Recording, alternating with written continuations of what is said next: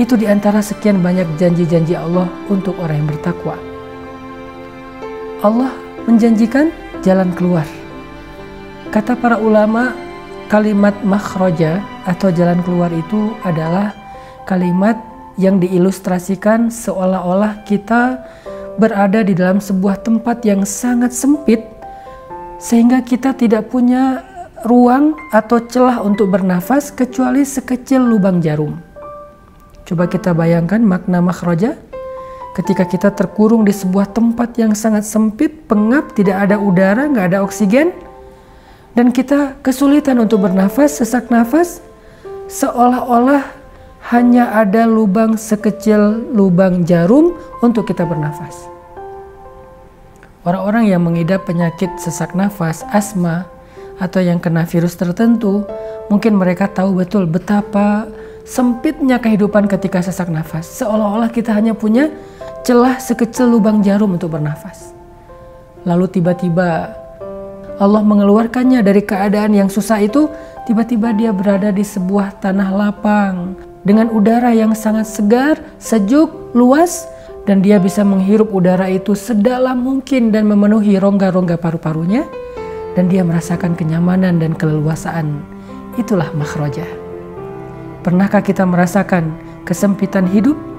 Pernah merasa bahwa seolah-olah hidup itu sudah tidak ada celah bagi kita untuk merasa nyaman? Kita dihimpit dari berbagai macam arah, dihimpit dari sisi ekonomi, dihimpit dari sisi perasaan, dihimpit dari sisi pertemanan, dihimpit dari sisi keluarga. Semua penjuru menghimpit kita, seolah-olah kita nggak punya ruang sama sekali untuk bergerak. Rasanya hidup ini sempit sekali. Kita tidak tahu harus berbuat apa dan harus bagaimana. Maka makhraja yang Allah janjikan, tiba-tiba Allah kasih kita jalan keluar dari semua himpitan itu. Hidup kita berubah drastis dari himpitan menjadi kelapangan, dari himpitan hidup menjadi kenyamanan. Semuanya memudahkan kita dari sisi keuangan, harta, materi. Dari sisi finansial kita dilapangkan, dari sisi keluarga kita dibahagiakan, semuanya berbesar hati untuk kita. Dari sisi pertemanan kita didatangkan orang-orang baik.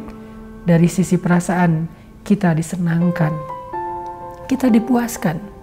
Itulah makhraja yang Allah janjikan untuk orang yang bertakwa.